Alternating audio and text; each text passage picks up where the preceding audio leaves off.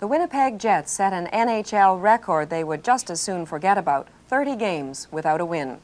However, their loyal fans supported them throughout the long losing streak, which ended earlier this week.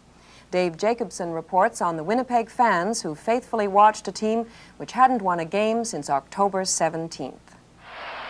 Minus 30-degree temperatures, minus 30 games without a win. But when the Colorado Rockies hit town, 11,500 fans turned out to support their team. The Jets, to the delight of the team's executive, have averaged around 13,000 fans per game during this dismal season.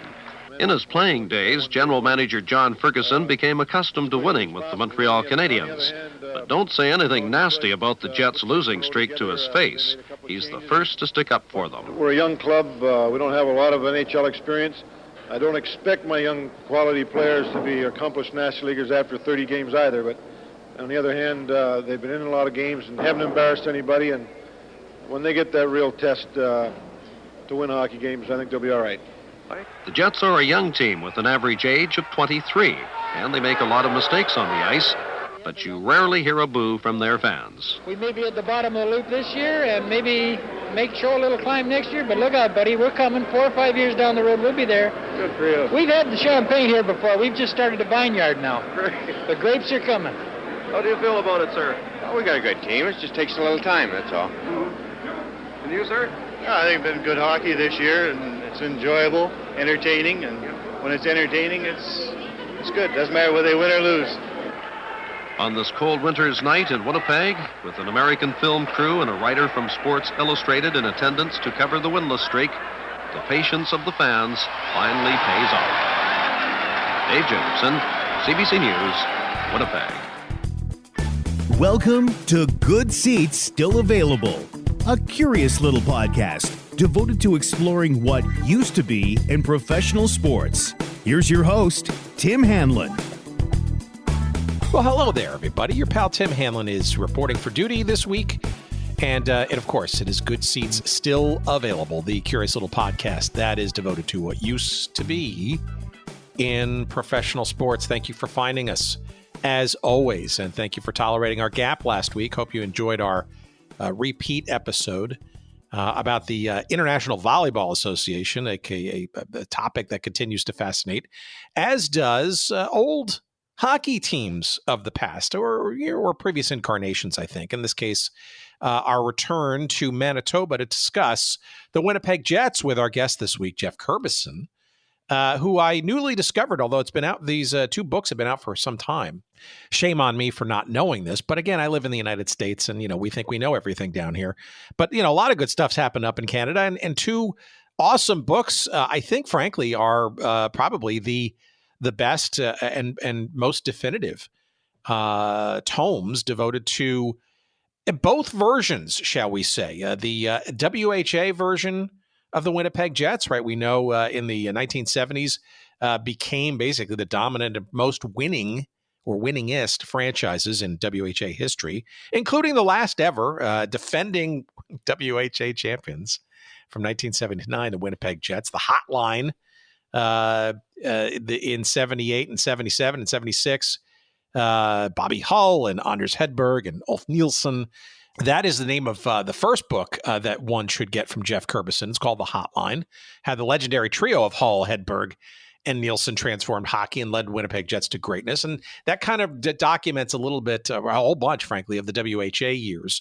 And then this transition, as you sort of got a sense from that clip from December of 1980 from the CBC News broadcast, that transition to the NHL after that 1979 Avco Cup winning season, the team essentially kind of got hived out, was sort of broken up for parts. And as they entered the NHL, the Winnipeg Jets, the new version, if you will, at that time, were pretty much decimated and started really on the bottom. And that clip comes from the time when essentially I think that franchise in its second year of NHLness really bottomed out, a 30-game winless streak, and I think only won 9 games that 1980-81 NHL, their second season.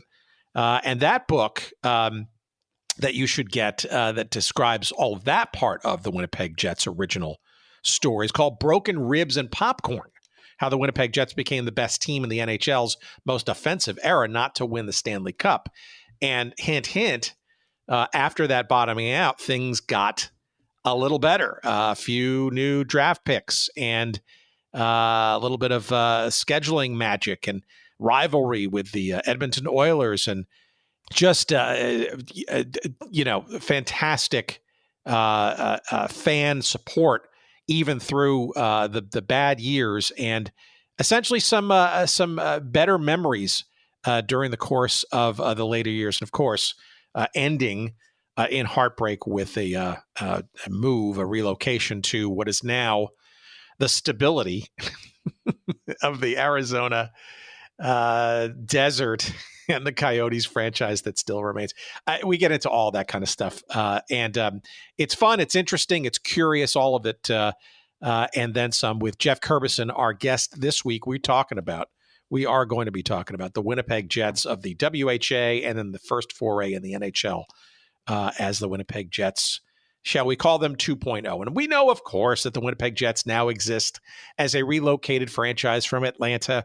And we also discuss, where all that history from the original version should live, does live, mutually live in the minds of fans and historians and all that kind of stuff. Good conversation. And we appreciate Geoff for joining us. And let me just remind you before we get into that chat, that the best way to help support this show, as always, is to find our links to where often these books or movies or whatever our guests might be peddling that week, and go to our website at goodseatsstillavailable.com and search up the individual episodes where those books or movies or other things are featured.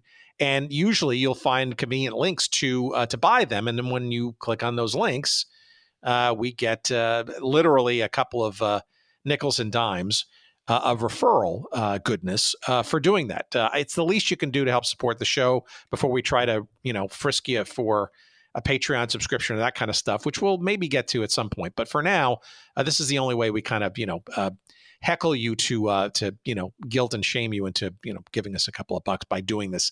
And albeit indirectly, it's not like we're coming to your home at all. In this case, go to goodseatsstillavailable.com and search up this episode, which will be numbered or is numbered 318. You know that by now. Our conversation coming up with Geoff Kirbyson. And you'll see convenient links to both of these books, The Hotline, and which came out, I think, in, when was it? I think 2016. And Broken Ribs and Popcorn, which came out in 2020. You'll also find a link to a bunch of other stuff by Geoff as well, including a new book coming out soon, which we'll have hopefully another episode devoted to. His biography of the great Morris Lukovich, a player extraordinaire for the Winnipeg Jets, called The Heaven and Hell of Playing in the NHL. And hopefully we'll get Morris and Geoff onto the show to talk about the ups and downs and rebounds, shall we say, of a WHA NHL career and what that entails and has entailed in life in general. So all those great books and are available for you for purchase literally anywhere you find books. But go to our website again, goodseatsstillavailable.com. Click on the convenient links there and do us a favor by buying them that way. We appreciate that tremendously. And we, of course, appreciate you listening and supporting the show. And here's let's waste not a moment's more time. Let's get into our conversation with Geoff. Fascinating, very interesting, and learned a lot about the first generation, the second generation, and even some hints on the current iteration of the Winnipeg Jets. Here's our conversation we had just last week. I sure hope you enjoy it. Please, as always, do so and enjoy.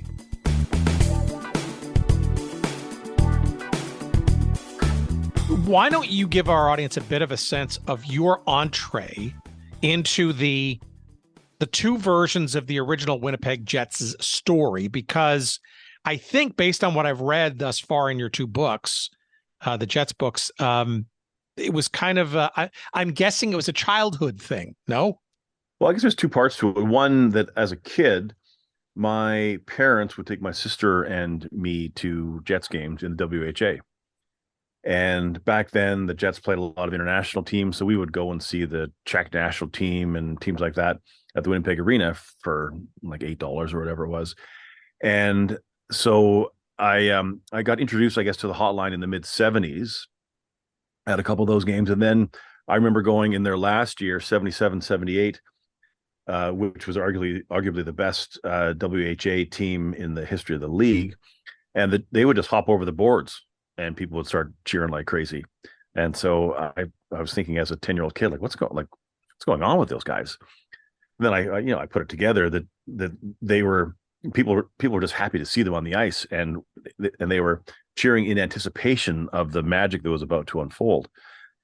And then fast forward a bunch of years, and when I was a business reporter at the Winnipeg Free Press, my editor asked me if I wanted to go to Sweden to cover IKEA coming to Winnipeg. And IKEA coming to Winnipeg had been like the great untold story for like 15 years, and everybody wanted IKEA to come here. And I said, of course I want to go to Sweden. So when I would walk around in Älmhult, Sweden, people would ask me where I was from, and I would say Winnipeg, and they'd say, oh yeah, Anders Hedberg. I would say, what? Yeah, Ulf Nilsson. Wait, hang on a second. Like, those guys haven't played hockey in Winnipeg for a million years.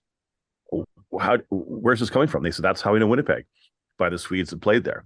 So then they would rhyme off Danny LeBrotten and Willie Lindstrom and Lars-Erik Sjoberg and Bobby Hull, of course. And so the Winnipeg Jets were the favorite team in a lot of Sweden, along with the Toronto Maple Leafs because of Borje Salming. And so I got back from, while I was there, I was reading a book called The Rebel League by Ed Willis. Yes, former guest, one of our earliest. Yep, former Winnipeg guy, covered the team way back when, and he had one line in there about the hotline that he said that they were the most influential line in the history of hockey on both sides of the Atlantic. And I got back from my trip, and I there was a guy from Great Plains Publishing in my hockey pool, and I said, I just read this book on the WHA, but I'd like to read the book on the most influential line in the history of hockey. Who wrote the book on the hotline?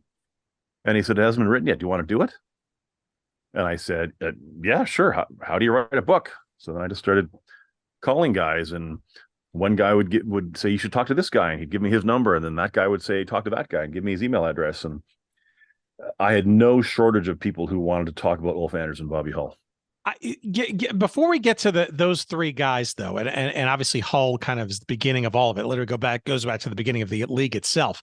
Can you give our audience, especially those south of the border, a little better of an understanding of just how big an event the awarding of a franchise in a serious challenger to the NHL was to the city of Winnipeg, right? Because it put them on the map, right, in many respects, as a major league, quote unquote, city in that regard, right?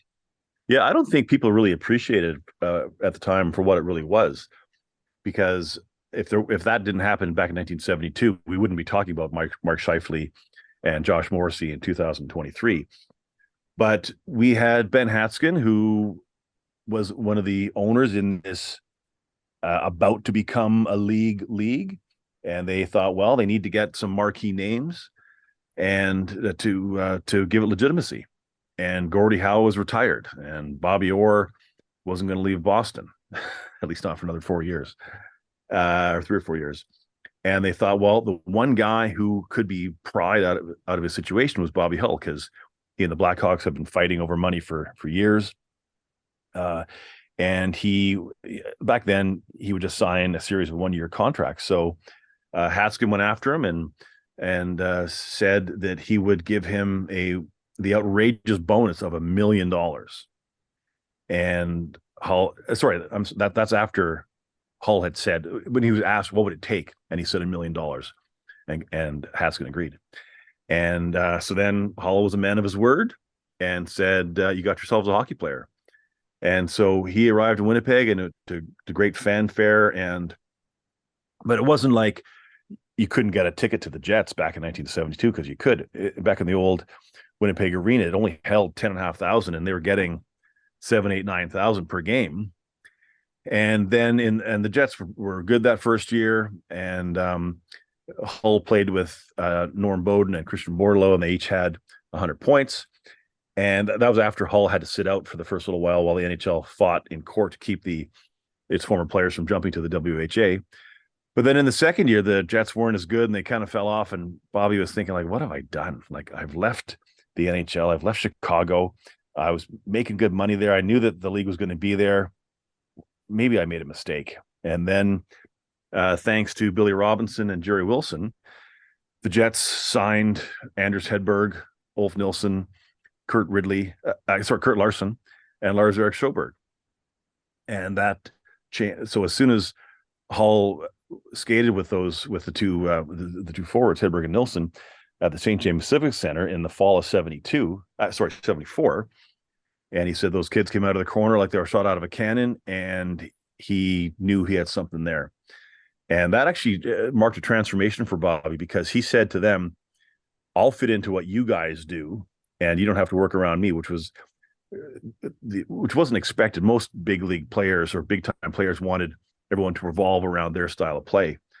And so Hull became, instead of being the shooter on a lot of things, he became a playmaker. And because Anders Hedberg doesn't get 50 goals every year if Bobby's shooting the puck all the time. And so they became a possession line and then a possession team. So what the Hull hotline was doing, the rest of the Jets tried to do. So if they didn't have an opportunity when they're coming in, they'd turn around and go back and do it again. And there was no dump and chase, which was typical of that era, because you had the Broad Street Bullies, the Philadelphia Flyers in the NHL, and you had the Birmingham Bulls in the WHA and teams like that. And so none of these teams were going to be accused of their beautiful play.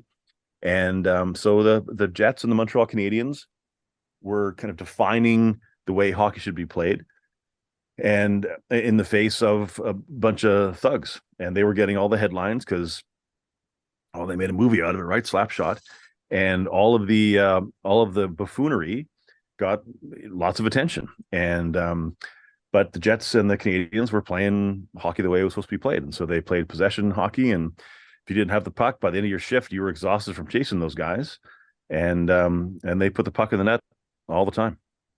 Aside from Hull's worries about the experiment in Winnipeg at the time, did he have any direct input into Messrs. Hedberg and Nilsson coming to the team? And was he part of? I mean, was he just griping for better players, or was it kind of how involved was he in these guys coming into the team? I don't think he was that involved with them coming over. That was more like Jerry Wilson was the main guy for that, because Dr. Jerry Wilson was working in Stockholm, and he was there doing some research. And one of his assistants was a young student named Anders Hedberg. And so he got to know him and found out what he was doing. And Billy Robinson, the director of scouting, I think was his title, or player development for the Jets, had said to Wilson before he left, he said, listen, the Maple Leafs signed Boreas Salming and Inga Hammerstrom last year. If there's more of these guys over there, let me know. And so Wilson went to see a game with that, and I think the first game was Hedberg was playing on a team, might have been the Swedish national team against the Soviet national team, and he went behind his net with the puck, and Valery Harlamov, who was generally regarded as the fastest skater in the world, came in down one side to chase after him, and Hedberg went out the other side, and not only by the time Hedberg got to center ice, not only had he not given up any ground to Harlamov while carrying the puck, but he had gained on him. He'd widened the gap. So Wilson called back to Winnipeg and said, yeah, there's these two guys here. And he had talked to Anders, and Anders said, well, if you want another guy, there's this guy who plays on another Swedish elite team, Ulf Nilsson. And then they said, well, there's this other guy, Lars-Erik Sjoberg, who was the captain of the Swedish national team. And they were all the property of other NHL teams, but the rules were a little more loosey-goosey back then. And they decided they would all come to Winnipeg because they could make a difference as a group, more so than if they went their own separate ways. But Hull definitely was I guess he would, de facto GM is probably not a bad title for the role he played. And especially after Ulf and Anders arrived in Winnipeg, because they would say, Ulf and Anders would get asked about, and Sjoberg, are there any other guys over there? And they would say, yes. Well, there's Willie Lindstrom, for example, and Tommy Bergman, who joined the team later on in '74. And so I think generally as the years went on, Hull ultimately became one of the owners of the team, but he was the de facto GM because he needed to keep the face of the franchise, the face of the league. Actually, you needed to keep him happy, and you wanted to surround him with guys who would help showcase his talents. Yeah, it's amazing because they were also, I guess, regarded as, I don't know if they started it, but they were certainly probably the two brightest lights in what became a fairly open pipeline of European talent that came into the WHA. I think even more with more velocity even than what the NHL was putting out on the ice at that point. Oh, there's no question about that. There was a period there in the mid '70s when there were more Swedes on there were more members of the Swedish national team on the Winnipeg Jets than there were on the Swedish national team. So there was Tommy Bergman and Mats Lind and Kurt Larson and Dan Lebraden and Hedberg and Nilsson, and not to mention the fact that we had Veli-Pekka Katola and Hexi Aranta, who were the two highest profile players on the Finnish national team. So I think there were more European players on the Jets than there were in the rest of North America combined. So to say that the Jets were trailblazers, they didn't get in their first, like Tommy Bergman was the first one to come to Detroit in 1972. He went on his own. But he wasn't seen as a Swede so much because Bergman wasn't a noticeably, like there are other Bergmans in the NHL. And so it wasn't like Nilsson. And so he didn't attract as much attention. And in fact, in one of his first games, he got in a fight with Dave Schultz, Dave the Hammer Schultz, and apparently fought him to a draw. And he got back to the bench, and people said to him, "What the hell are you doing? Do you know who that is?" And he goes, "No." "Well, that's Dave the Hammer Schultz. He leads the league in penalty minutes, and he's the biggest fighter in the league." And Bergman said, "Well, he shouldn't cross-check me in the crease." So which should have helped dispel the whole chicken shit Swede myth that was going around back then. But no, so the Jets were definitely on the cutting edge there, and there were more Swedes to come, right? Like of course Kent Nilsson came to the Jets back in 1977. It's astonishing to me because I know the first 2 years of the Jets' existence, Hull was the coach as well as the star player and star attraction. They lost the Avco Cup final that first season, and probably to the belief of the fans and to the WHA in general, that's stand to reason that their biggest star was part of that sort of mix. But slowly, kind of by 2 seasons later, by 74-75, they were kind of middling, I guess was a good way to put it. And they burned through 3 coaches, including Hull himself. Describe to me just about when these 2 guys came into the mix. Was it during 74-75 season? Because obviously what transpired the following season was just almost a worst to first kind of situation. Not truly worst, but pretty darn close. Well, you mean with Hedberg and Nilsson in 74-75? Correct. Well, the funny thing about that was that like the Jets got a lot of attention because they had all these Swedes and a lot of and they weren't initially welcomed with open arms by their teammates and goalie Joe Daly will tell you that he looked at it as, well, 4 of my friends are losing their jobs here, and so why do we want these Swedish guys here? And then once they saw what they could do and they learned what kind of players they were, then they were more readily accepted. But like Hull sat out a game at one point because of the abuse that they were taking in, and Ulf played most of his career in Winnipeg with a black eye because as a centerman, he was trying to draw checkers to him.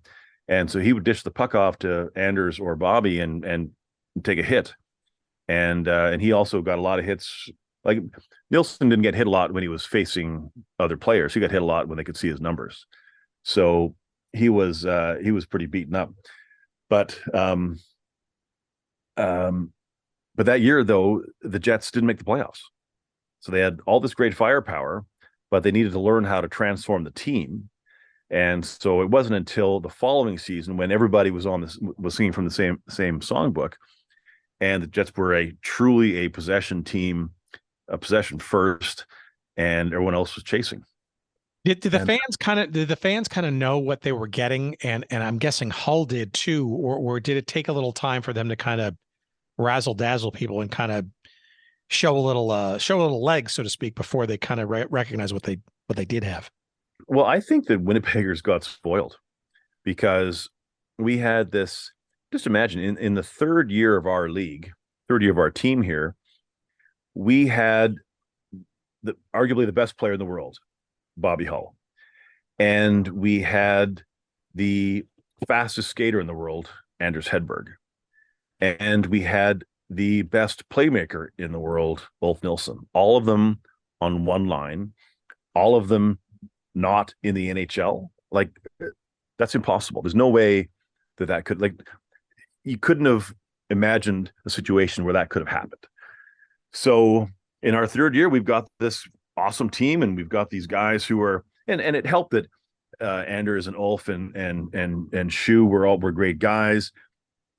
And lots of people have come up to me and told me stories about when they were driving after a snowstorm and their car got stuck, and a car pulled up behind them, and Anders Hedberg and Lars-Erik Sjoberg shoveled them out of a ditch or something like that. So they were great guys.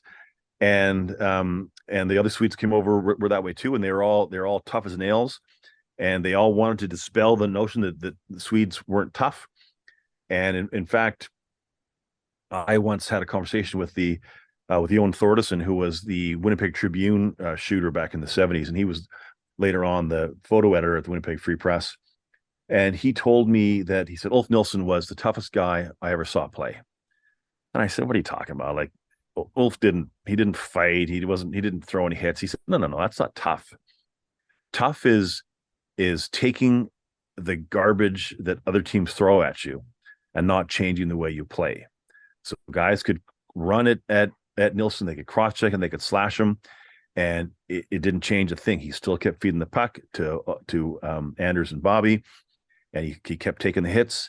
And Johan told me that one time he saw Ulf taking his jersey off after a playoff game, and he was wearing the full goalie armbands the goalies wear, and he was still black and blue because the amount of stick work that he got was off the charts. And Tommy Bergman said that a lot of the abuse that Ulf took back in those days, you'd get suspended for today. But it did take the three of them that season, that initial season, were top heavy on the stats in terms of scoring and assists and all that stuff. What do you think happened between that first season and the second season for things to kind of shift into gear and truly, meld and go to that next level? Well, I think the addition of Willie Lindstrom certainly helped. And I think the fact that you're not going to have a team like you had everyone else on the team was Canadian. So you had a bunch of guys from Saskatchewan or rural Ontario, and who had been taught to play like the old tabletop hockey game that everyone got for Christmas back in the 50s, 60s, and 70s. You went up and down your wing, and the center stayed in the middle.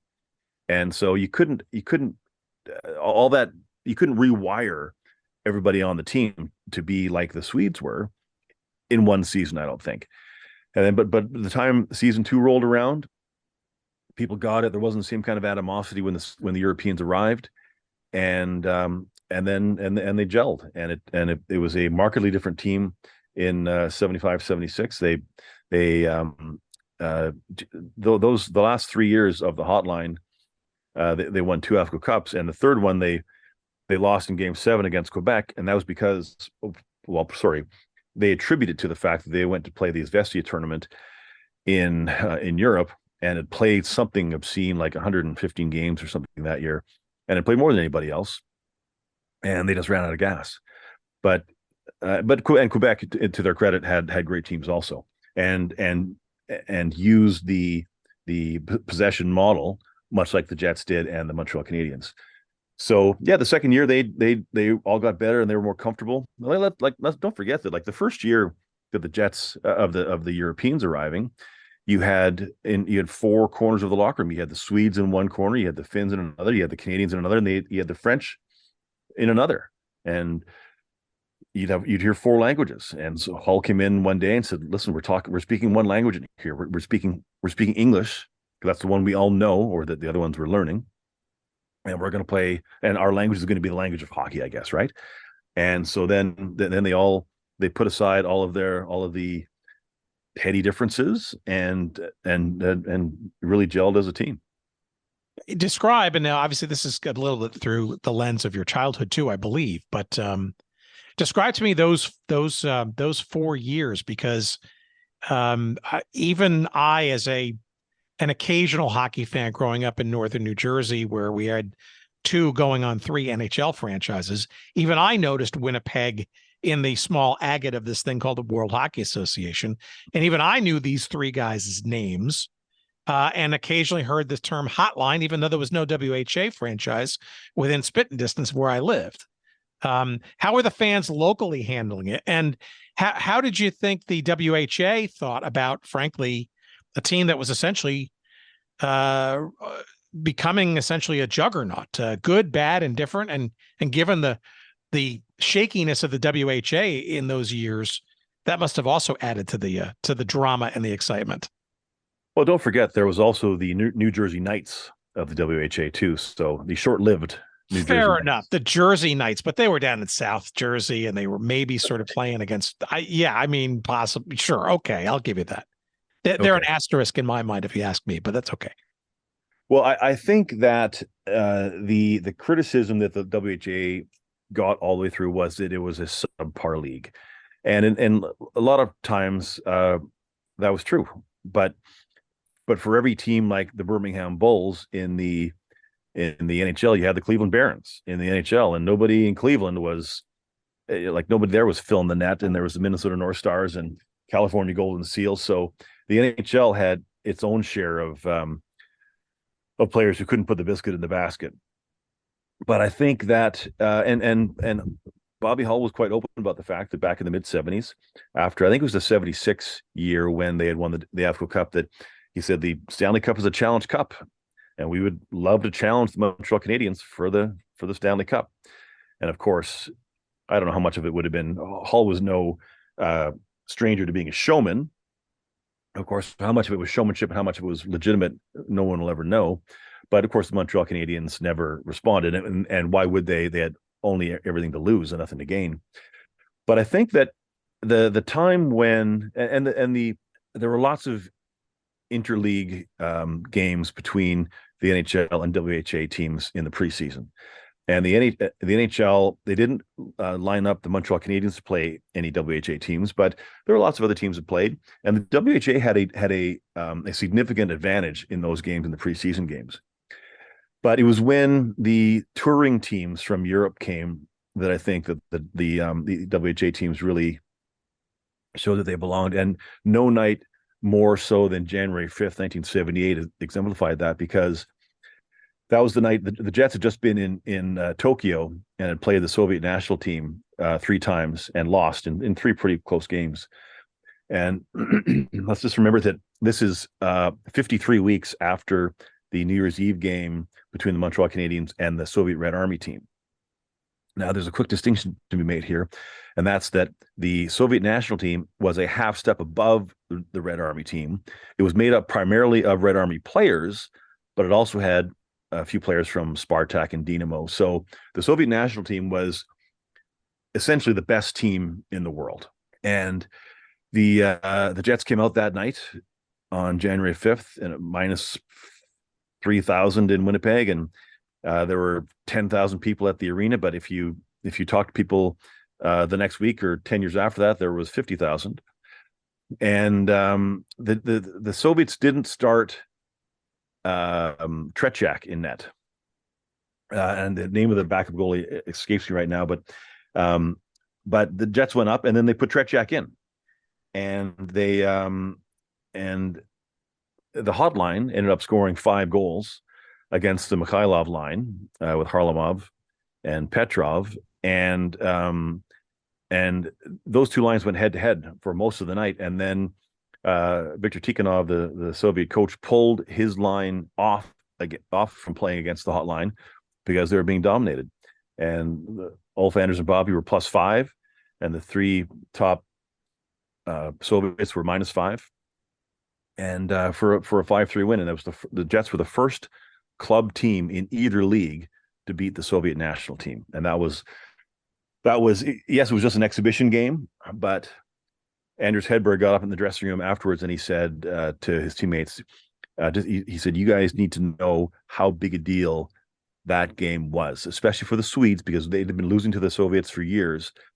Beating the Soviet national team was a very big deal, and the Winnipeg Jets of 78-79 did it first." Well, sure, in the shadows of the gargantuan Summit series of prior years in that decade too. Obviously, different circumstances and all kinds of it. But some of the shenanigans that you describe with the Russians or the Soviets at the time, right? Where they took it far more seriously, and it was a bigger deal than I think most people even today recognize. Mm-hmm. Yeah, no, it was, and there was a bit of a mystique about the Soviets because we were still getting to know them a little bit. We'd obviously seen them with the Summit Series in 72, and you got to learn a few of the names like Harlamov and Tretiak, and then a little bit more with the 74 series. It didn't get quite as much attention in North America, probably because it was WHA players and probably because they lost. And I guess North Americans got a bigger taste of it in 1980 when the U.S. Olympic team beat the USSR juggernaut at Lake Placid. But it was a different way of playing hockey, right? The way the Soviets played, they were all 5-man units, and they didn't really believe in pulling the goalie. Like when they were playing the Jets in that 5-3 loss, they were down 4-3 and didn't pull the goalie. They were just either confident or cocky enough that they could come back and score. And Hull instead went down and scored on Tretiak, his third goal of the game. So, but it was also, let's not forget too, that was a different era. It was the Cold War, and it was our system versus their system, and so you didn't want to lose to the commies, right?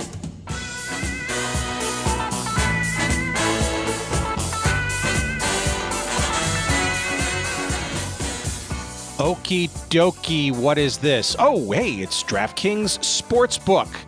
Hey, we're back with another week of football, and DraftKings Sportsbook is keeping us in on the NFL action with great offers every single game day. New customers can bet $5 and get $200 instantly in bonus bets.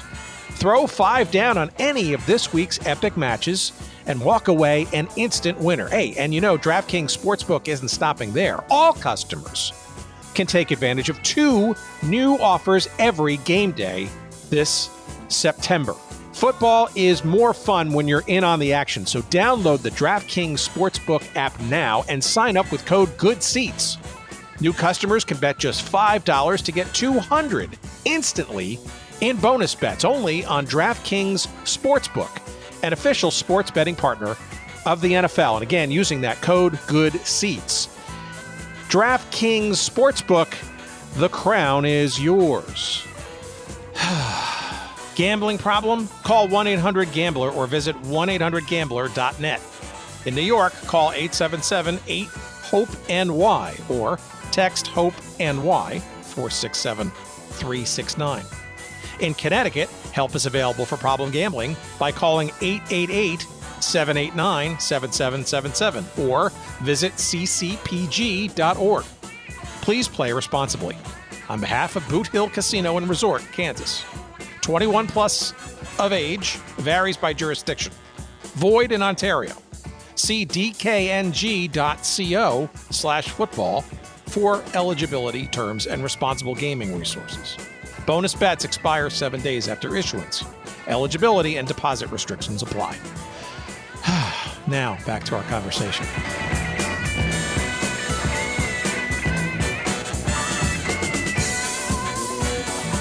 So we've had Howard Baldwin here on the show a couple of times, right? And I think everybody's got right? Well, yeah, and I guess I think everybody's got a different sort of interpretation of that last year in the WHA and what was going on behind the scenes to affect some kind of long rumored, right? Many seasons there was discussions and hints and wafts of this and that. But I guess I can't imagine in retrospect the team that got perhaps the rawest end of the deal in that, don't call it a merger, don't call it an absorption, call it whatever you want, then the Winnipeg Jets. Do you want to kind of explain to our audience, for those who are kind of unaware about sort of just how high and off the charts successful the Jets were in that last WHA season, and frankly, what they had to transition to the following season and as their first one in the NHL? Because it seems like, in some respect, almost a Pyrrhic victory in that regard. Well, okay, there was certainly a gigantic shift for the Winnipeg franchise to go into the NHL, but it was a nearly as seismic a change after the 77-78 season, because after that season, Ulf and Anders were signed by the New York Rangers as essentially the first two unrestricted free agents in NHL history. Bobby Hull had a huge deal, by the way, living in New York at that time. Huge deal. These guys were newly minted stars when people didn't even know. I mean, most people kind of knew their names already and they knew what they were getting, but obviously they went to another level when they were in New York. Well, and they signed contracts for $600,000 US, which is unheard of at the time. So, and Bobby Hull retired 4 games into the 78-79 season. So the hotline, which had been the marquee line in Winnipeg for 4 years, was gone. And so a couple other players had also left. Danny LeBron had left, and Tommy Bergman was gone. And so you've got to replace several hundred points with the hotline, 450 odd points, whatever it was. And so I'm not sure they were, to say lucky is the right word, but the Houston Aeros were folding, and Michael Gabati and Barry Schinkel were told to get on a plane and get down there and see what they could pull off with the players from that team. And so they went down there and they picked up, believe it was 7 players, including Morris Lukowich and Scott Campbell and Rich Preston and Terry Ruskowski and John Gray. And those guys were brought in to fill the gap left by the hotline and a couple other Swedes. And so that wasn't as that was a big change also, right? You had this team that had been playing a possession game with all these skilled players, and Terry Ruskowski would be the first one to tell you that he wasn't a skilled player. He was a grit player, and he was going to go through you if he had to, and he'd fight you if he had to, but he's going to get a lot of points. And so so the transition was you had to bring in 7 of these guys. Paul Trebenchi was another one of the ones, by the way. And the Aeros and the Jets hated each other. And then you had to meld these two factions together. Well, that didn't work for the first part of the season. And that a lot of people believe that's what cost Larry Hillman his job when they brought in Tom McVie. And so, and then, but once Tom McVie arrived and they brought in Gary the Axe Smith in goal, and that team caught fire, and they swept Quebec in the first round of the playoffs. And Edmonton had been the first place team in the league by a long shot. Little 17-year-old kid named Wayne Gretzky was tearing it up there, and the Jets beat the Oilers 4-2 in the last AFCO Cup final to win a highly improbable 3rd championship. And then when the takeover happened, then it was even worse, because the Jets were only allowed to protect 2 players and a couple goalies, and so they ended up keeping Scott Campbell and Morris Lukowich and Marcus Mattson and a host of other players like Terry Ruskowski and Rich Preston and Kim Claxon were scooped up by their teams, and the Jets got to pick over the dregs of those other teams. And it's a far different dispersal of players today, like in modern day expansion teams, because as we all know, the Seattle Kraken and the Vegas Golden Knights got to get some pretty good players. Well, there was there were effectively no good players left for the WHA teams to pick up, because if the NHL, why would the NHL want a WHA team to do well? They've been complaining about the league for 7 years, and they weren't going to do them any favors. And this was the chance for the WHA teams to stay in business and continue, and to finally hopefully make some money. But that was that first year NHL team somehow won 20 games. And I guess it helped that the league had been a little bit diluted because of the adding of the 4 teams. So the Jets got to play Hartford and Quebec also.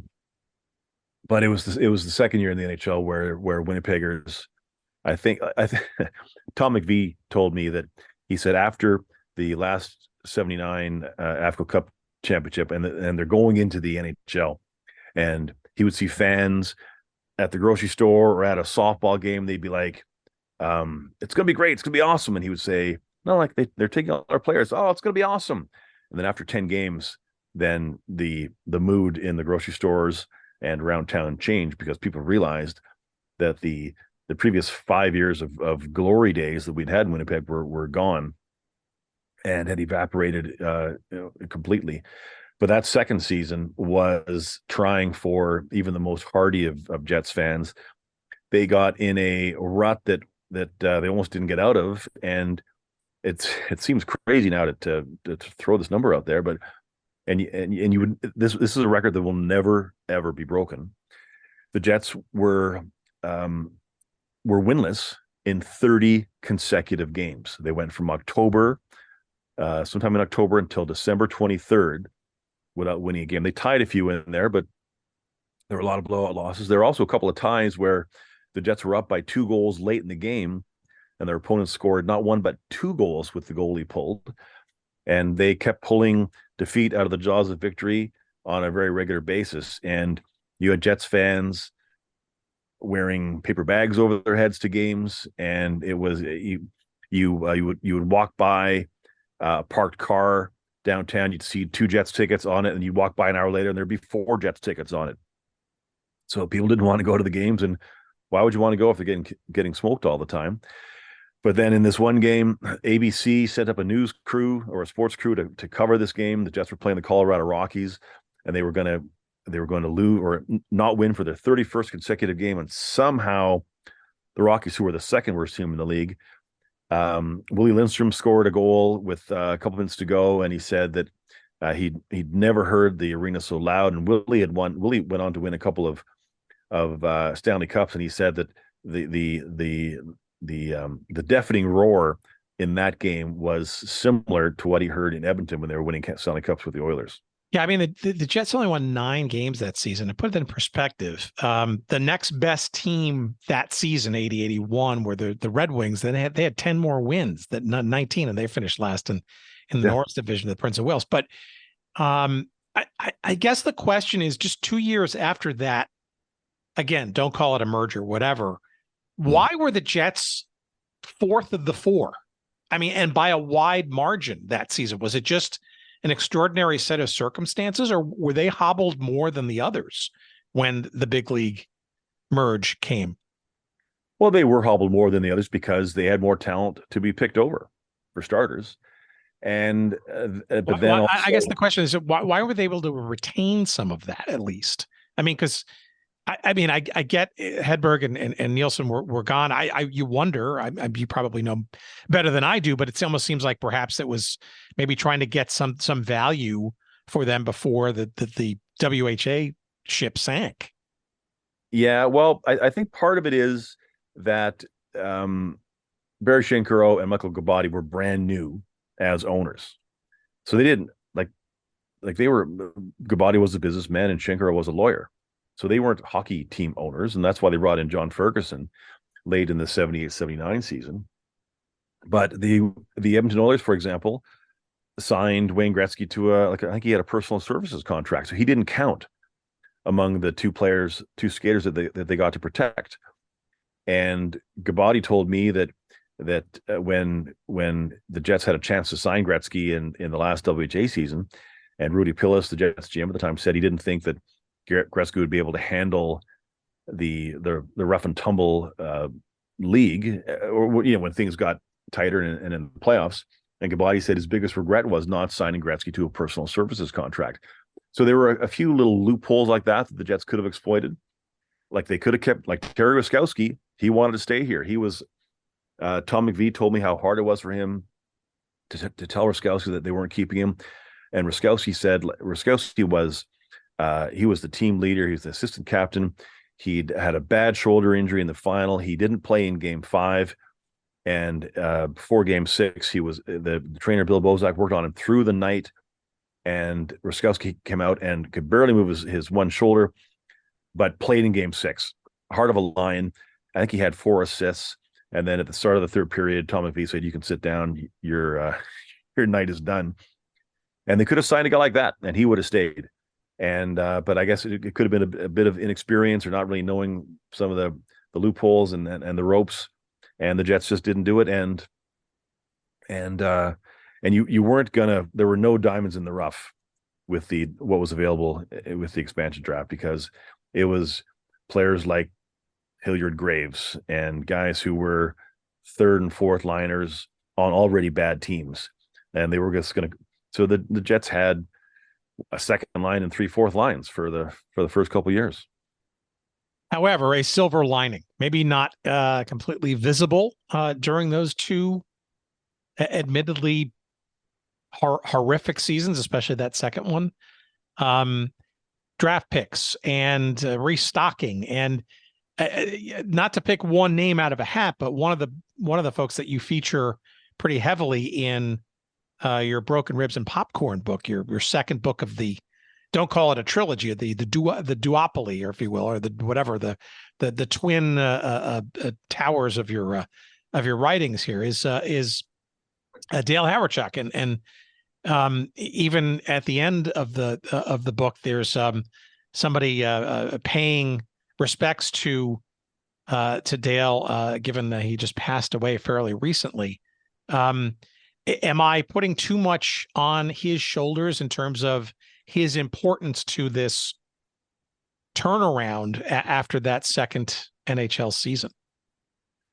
Absolutely not. And just for context there, the picture at the end of the book of is Dancing Gabe Langlois, who is better known as Dancing Gabe, and who was kind of the Jets' #1 fan in all sports, and he goes to all the games. And the pictures of him outside the MTS Center saluting the Hawerchuk banner.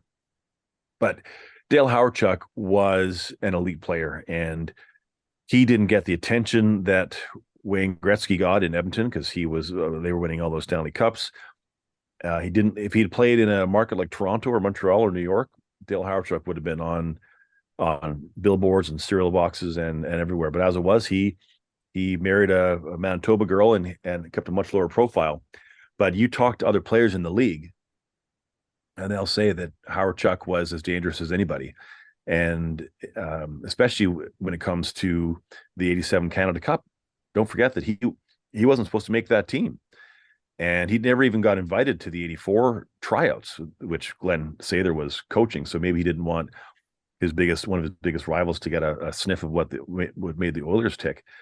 But Hawerchuk, not only did he play himself onto that team, but as the 87 Canada Cup wore on, Hawerchuk became a bigger cog in the wheel there. And of course, he's the one that wins the faceoff that led to one of the greatest goals in Canadian history. And he also had the greatest hook of all time when he tugged Bykov, who went down in a glorious 360 a few feet behind Mario Lemieux. And Hawerchuk was the player of the game in that all-important third game. So he was the straw that stirred the drink in Winnipeg. And Paul McLean was once negotiating with John Ferguson over a new contract, and he had just had a good year. And he said, "Listen, I scored 40 goals last year."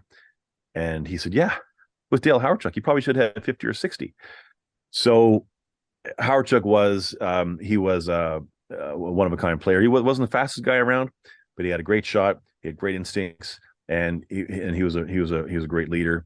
And a lot of the Jets looked up to him, and let's not forget that when the Jets went into the playoffs, so the broken ribs part, that's Howard.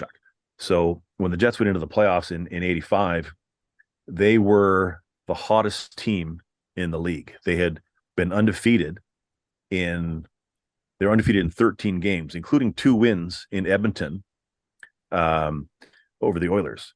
And then they won the first 2 games in the first round in the best of 5 against the Flames. So they were undefeated in 15 games. Nobody else was even close to that kind of a streak. And then that's when Jamie McCowan went down in Winnipeg history as public enemy number 1 forever, when he broke Howard Chuck's ribs with a cross-check.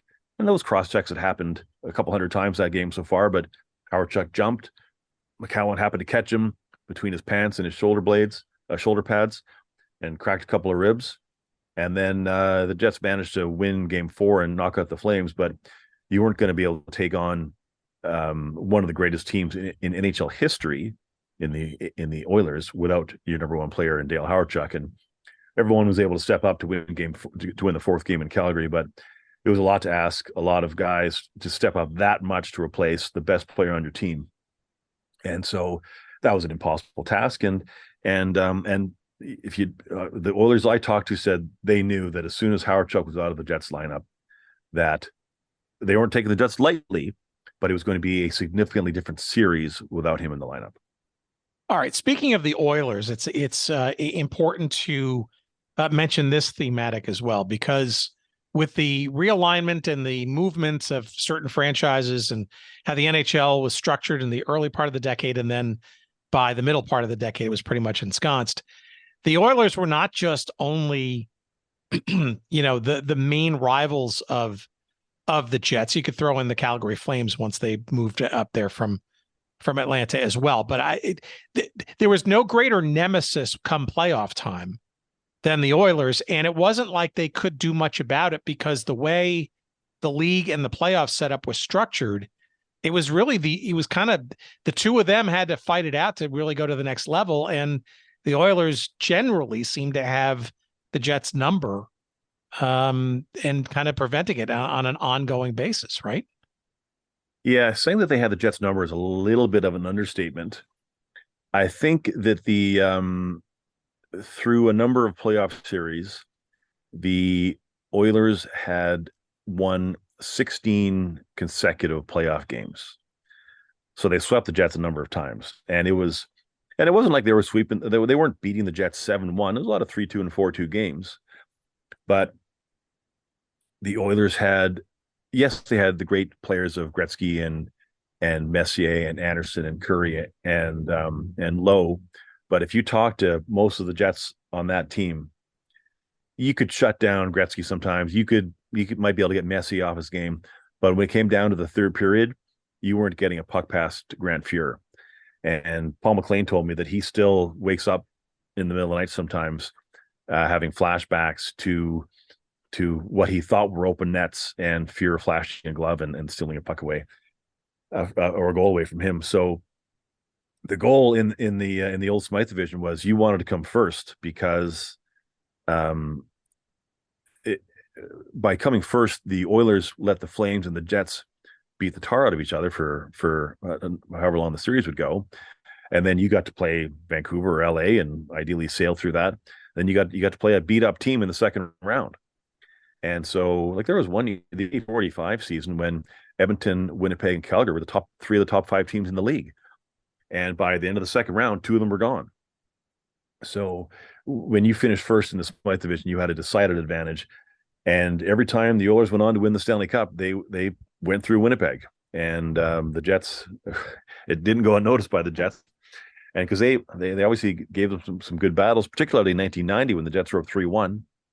That was post Gretzky and post Fuhr, but that's after game 4 when Dave Ellett had scored in double overtime to send the Jets up 3-1. And back then, 3-1 leads, no one lost those series. There had only been 4 or 5 in NHL history that had been lost. And so Jets fans thought, well, this is finally it. We're finally beating the hated Oilers. And Edmonton won Game 5, and the Jets were down 3-0 in Game 6. Came back to tie it in Game 6 at 3-3, and we're pressing late in Game 6, and the ice is tilted, and the crowd's going bananas. Then there's a close play at the Oilers' blue line, and one of the Jets fans didn't like it, and he threw. Now, the original story was that it was a box popper, and it might have been peanuts. So I don't. So there might be, the title may not be totally accurate, but anyway, back then they didn't have ice cleaning crews, so they had to get a janitor in his sneakers to kind of have his arms held on both sides, and he had to come out and sweep up the popcorn / peanuts, and that took 5 minutes. And by the time that was done, the air had come out of the building. The Oilers coaches were able to call the team over. They were able to calm everybody down. The Jets' momentum had slowed. And a couple minutes after that, Jari Kurri came down and shot one past Bob Essens' glove, and a shot to this day that Essens still thinks he thought he had it, and he still thinks he should have had it. And then Game 7 was a formality, but and then they went on to win another Stanley Cup. And so it's it was just kind of the Jets' lot in life was that they were going to be the foil to one of the greatest dynasties in hockey history. So I think I hear in there is you're saying that there's a dynasty there that, it's kind of like, well, what are you going to do? That was just a moments in time. But frankly, it also does sound like the NHL, again, back in the day, right? Could have benefited perhaps from some seeding, right? To kind of maybe mix up the playoff roster a little bit and kind of mix it up. But, rivalries and the NHL, certainly until in and around that time, the NHL, look, the NHL didn't expand past 6 franchises until 1967, right? So you could argue that there's still a lot of sort of heritage and history that kind of, I don't know, got in the way or gets in the way. And they weren't doing very well with keeping expansion franchises in their original locations either. And that didn't help matters either when it came to conferences and seedings and stuff. Yep. Sure, but I still think that if you go back and talk to a lot of these guys back then, the difference was the Jets had good goaltending. They had Doug Sotard and Brian Hayward and Bob Essens, but they didn't have great goaltending. And so the Oilers had Grant Fuhr, and his backup was Andy Moog. Well, Andy Moog would be the starter on 95% of the teams throughout the rest of the league. And then they got Bill Ranford.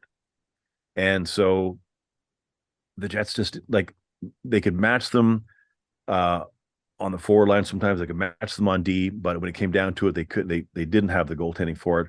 And the part that is excruciating for a lot of Jets fans is that there was a trade in 84, 85 where the Jets picked up, I think it was Robert Picard from Montreal.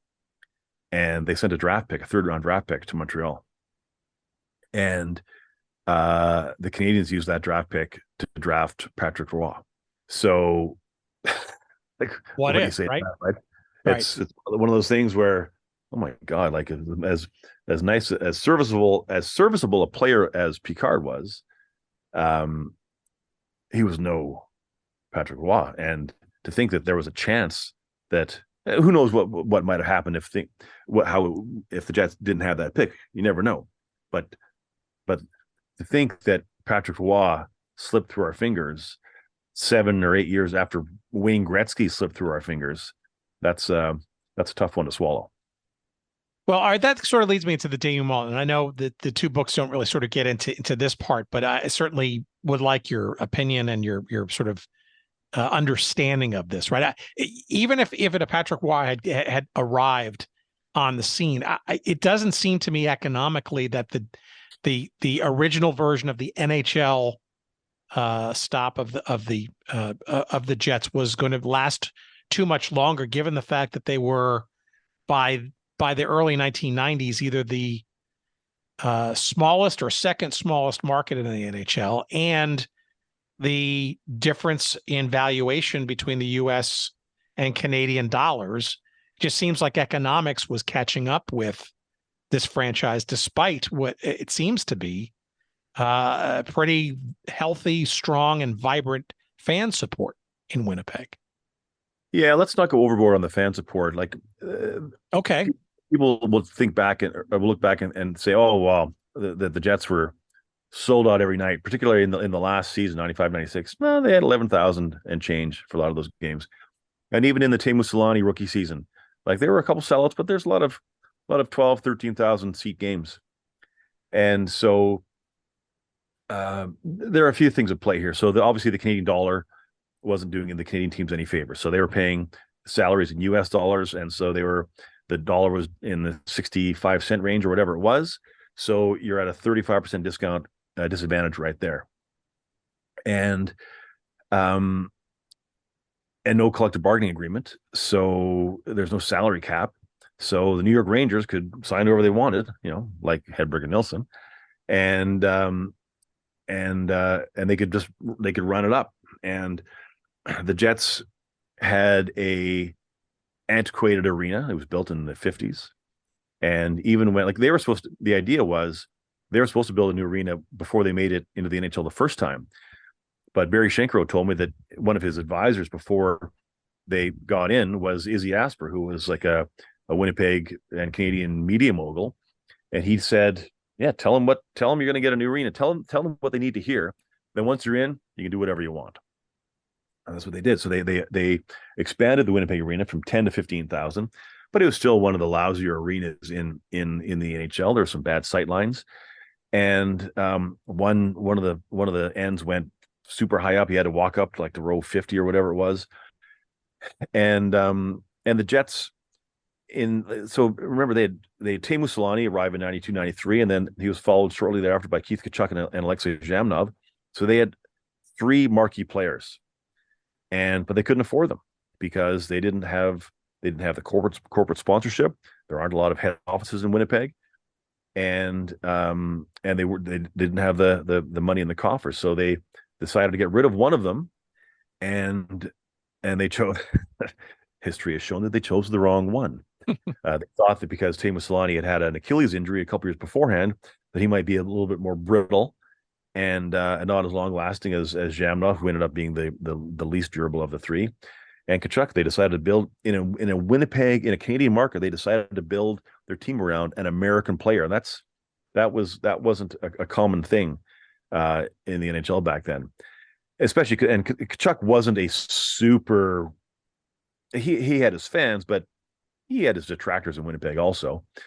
And so Selanne was one of the most popular players in the league, and they traded him. At this point, the team was already leaving, but they were having to make decisions all the way through that showed that they were the have-not in the league. And when you had teams like the Rangers and the big market teams spending whatever they wanted to, and it's like if this was a European soccer division, the Jets would have been bumped down. Well, I know a minor league franchise came in pretty quickly thereafter, but let me ask you, I got 2 sort of major questions sort of as we cul-de-sac this. So, because we can go on and on about all the different scenarios and all this, the changes and stuff. It's fascinating to me about how these things go down, but were you surprised, given all of your background with the original Jets, that Winnipeg was chosen, if you will, for relocation by another franchise in 2010, 2011 for a renewed franchise? And that even, and notwithstanding that, to even adopt the name of the original franchise in the first place? Well, there's a lot going on there. So first of all, especially given it's still a small market, right? By NHL, modern day NHL standards. Sorry. Yeah, no, the Jets play in the smallest building in the NHL, and that's not going to. I don't think that's going to change for the foreseeable future. But when the Manitoba Moose, when Mark Chipman and the team at True North Sports and Entertainment brought Manitoba Moose in, formerly the Minnesota Moose, in the fall of '96. It wasn't just. It was partly to have a team. You wanted to have a team here, and Mark Chipman was part of the Save the Jets group that was trying to galvanize corporate support to keep the team, and that also had kids breaking open their piggy banks at the rally. But Chipman also they had a long-term goal of getting back in the NHL if the right circumstances were there. And that included the dollar being markedly better, and it also included having a salary cap. And so when in the early, I guess 2005, 2006, 2007, around there, when a few of the teams were having trouble, including the former Winnipeg Jets, the Coyotes, and the Thrashers were having trouble. So the Moose decided that they were going to run their organization like an NHL organization.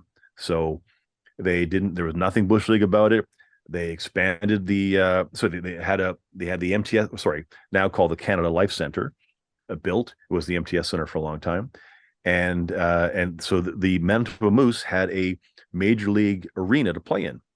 15,000 people it held. They didn't fill it, but that was what the building they played in.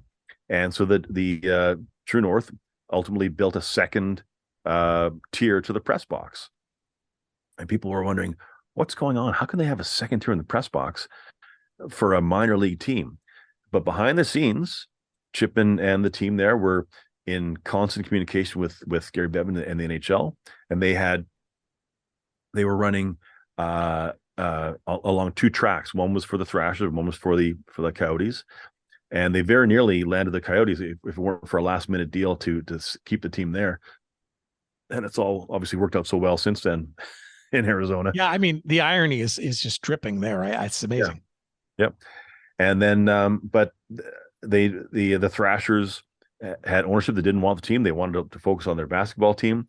They were having trouble drawing flies, and I guess without another place to go, that might not have happened. If it had been 10 years later, they might not have come back here. But at the time, the Jets were the number one possible destination.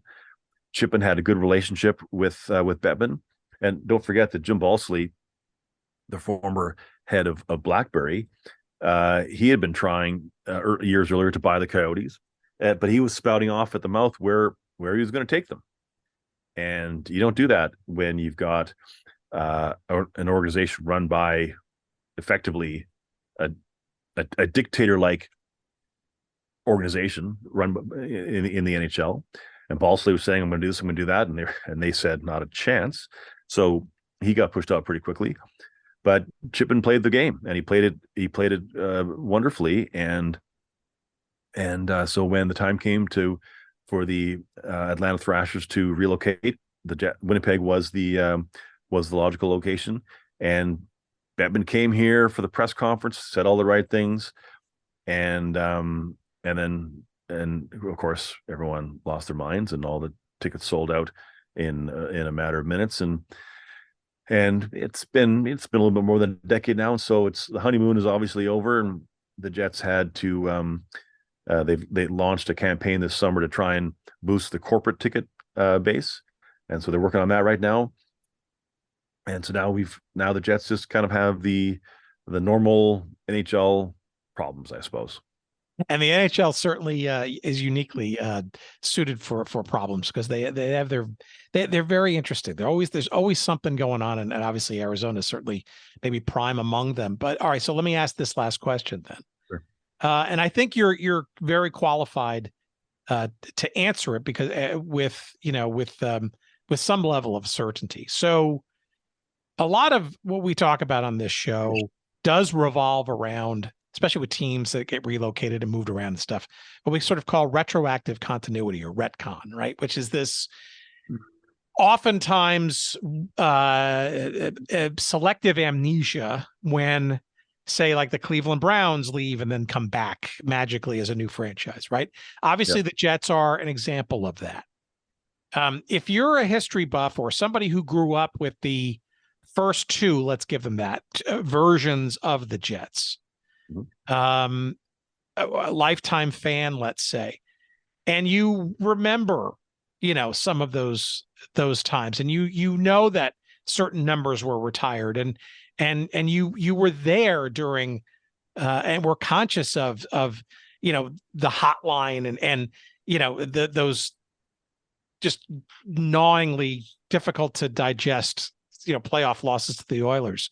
Where in your mind does that original history live? Is it with the Coyotes, nose held, or is it maybe something else held in this new thing called the Jets that is only 11 or 12 years old itself and isn't really the original? Or do people just forget that and it just blends together? It's the history is in Winnipeg. So the Bobby Hull, Nilsson, Anders Hedberg, Dale Hawerchuk, Thomas Steen, they all played in Winnipeg. And so as Michael Gabati, the former owner, told me, he said, this might have been Shinkro, he said, it's just a piece of paper in Phoenix that has the team there.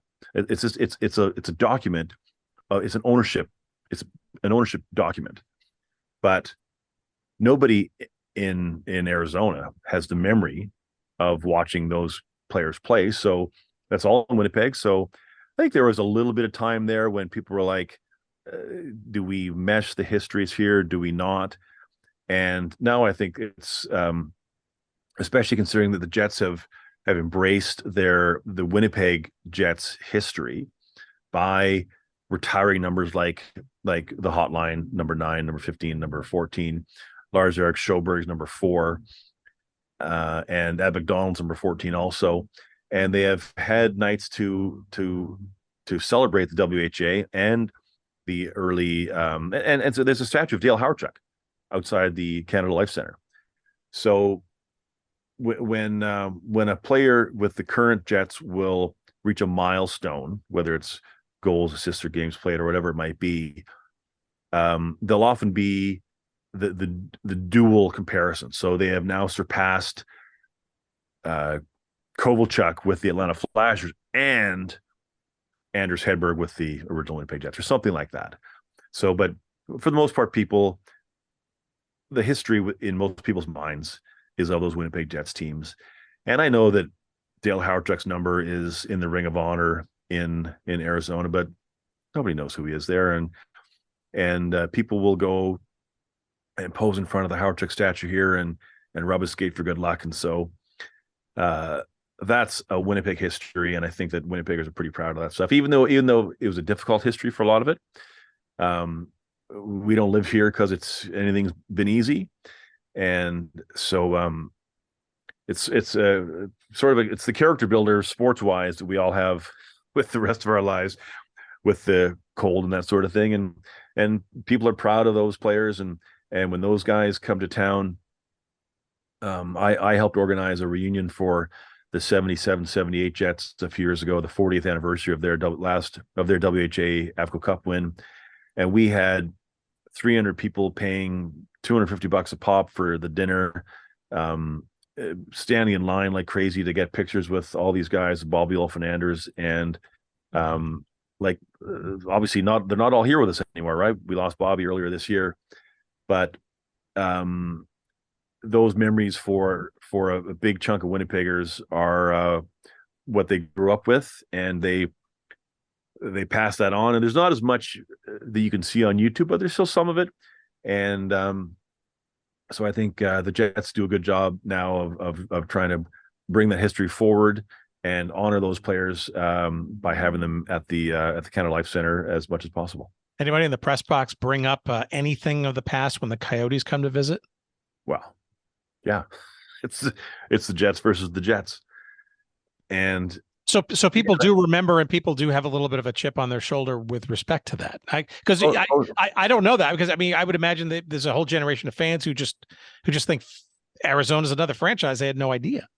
No, we love the Jets fans here love beating the Coyotes, and Shane Doan, who's the longtime captain of the Coyotes, played his first season in Winnipeg, and he was the last throwback to the original NHL Jets. And when he retired, he was the last guy, I believe, on that team. No, he was the last guy on that team to still be with the team. And the Jets had a good run there. It wasn't until a year or two ago, like they'd had like a bunch of wins in a row against the Coyotes, and Jets fans took a lot of satisfaction in that. And especially now that the Coyotes, it's laughable for a lot of fans, because the Jets were criticized for years for playing in the smallest rink in the NHL. And now, we should say that the Jets are in the second smallest rink because the Coyotes are playing in a university arena that holds 5,000 people. Yeah, it's just so funny. I mean, look, this this little show, right? That's the gift that keeps on giving. We have sort of future episode watches because not that we're rooting for demises and foldings and relocations and stuff, but I said before, the NHL and the Arizona franchise in particular have gone well out of their way to put themselves in our top 5 to watch category. Yes. Let me ask you this last question. I promise last question. It's a dumb one though, but it's important, I guess, based on what I just asked you. Where do the Avco Cup championship banners reside? In Winnipeg, or are they in Phoenix as well, or what? The banners are at the Manitoba Sports Hall of Fame. Ah, good answer, I guess. Yeah. And so, but maybe more importantly, there are 3 Avco Cups. And so one of them is in Eastern Canada. I forget if it's in Nova Scotia or New Brunswick. And I think that it's in a museum there because something like that an executive with Avco, which was like an insurance company back in the 70s, that he was from there. And I think because the WHA was the first league to have a championship trophy sponsored. And there's a second Avco Cup ironically enough, in the Hockey Hall of Fame in Toronto. So after all those years of complaining about the WHA and everything's illegitimate and all this kind of stuff, there's an Avco Cup down on in downtown Toronto. But what people consider to be the real or the main Avco Cup is at the Manitoba Sports Hall of Fame in Winnipeg, and that's the one that was presented to Lars-Erik Sjoberg at center ice at the Winnipeg Arena in May of '79, after the Jets had beaten the Oilers 7-3 in Game 6, and Sjoberg got to skate around the rink with that one, and that one is the one that is currently in Winnipeg, and it's on display, and I've done a few stories on it over the years, and I know that the one rule is that they have there is that you can't touch it unless you've won it. You can't touch it, and so they make a very big deal about that. But when the veterans come here who have won it, they get to hold it and carry it around like it's a toy. So there's a lot of tradition with the Avco Cup. It means a lot to those players, and it means a lot to Winnipeg hockey fans to be able to go and see that in the Manitoba Sports Hall of Fame. And the Coyotes didn't have those or that remembrances before, or certainly probably not after Winnipeg got their franchise back? I don't think so. They had a few little things to kind of give lip service to the history of the team. They like I said, they retired Howard Chuck's number. Howard Chuck got to make a speech before a Coyotes home game, and nobody knew who he was. So the Coyotes aren't that big on the history side of things with Winnipeg, and that's just the way it is, and that's fine by everybody here in Winnipeg, I think.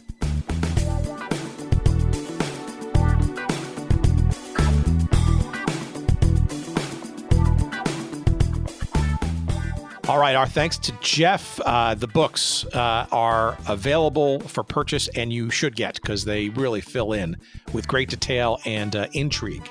The various missing pieces to the story of the original WHA version of the Winnipeg Jets. That book is called The Hotline: How the Legendary Trio of Hull, Hedberg, and Nilsson transformed hockey and led the Winnipeg Jets to greatness.